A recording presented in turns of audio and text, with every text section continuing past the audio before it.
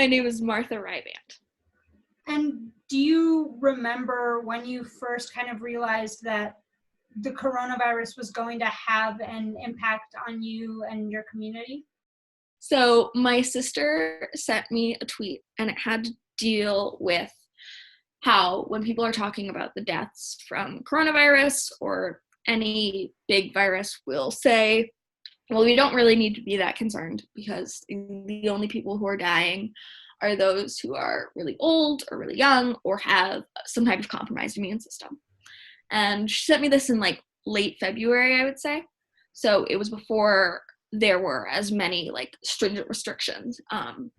And the whole tweet was about how when we're saying that you don't really need to be concerned because it isn't going to affect you and it's only going to affect people who are immunocompromised, what we're doing is we're dehumanizing them. And we are, making them be an other just because it might not directly impact you. And she sent me this tweet with a caption being like, this is what I mean when I say that I'm really concerned about our father, because my dad has severe asthma and he's had it for a very long time. And I think when I said that, I realized, one, how coronavirus can impact me specifically, and two, the language and the coping mechanisms that I have used, because I had totally said like, all right, I'm not going to be that concerned about this because it's only affecting these other type of people. What did it feel like when you realized COVID-19 could have an impact on your family? I think my first thing was fear. And then my second feeling was helplessness. I am someone who can be a fair amount of a busybody when I know I can do something. The thing about coronavirus is that, sadly, I am not a doctor. And sadly, and shockingly, I know, I am not an award-winning, public health person. Like, I don't know that stuff. And so I can't do anything extraordinary to try and end the virus or create a vaccine. Like, I can't do that. It's just not my power. And that realization was scary and hopelessness. And I think it's why I got like so serious about social distancing and really self-isolating as much as I could, because it feels like, because it is one of the very few things that I can actually do. So. Is there any other way you've been kind of coping with those feelings that come up?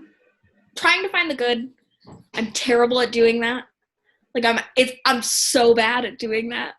But I think that's probably one of the biggest things is focusing on people who have recovered, focusing on people who are social distancing and are staying inside and are doing everything that they can to protect the community. Trying to focus on health workers and grocery store workers and everyone who's having to put their life at risk to try and fight this and to try and continue everything, like life, just as we know it. And then winning gin rummy. I beat my mom in a game of gin, and it was great. It was great. It was wonderful. Are there any other small things in your everyday life that you've been able to find the good in? I get to see my family now. It's crazy. I keep on saying I think I've talked to my dad more times in the past 3 weeks than I had in the previous month, because I just never saw him because he would go to bed by the time I would get home from everything. And so I was like, dude, I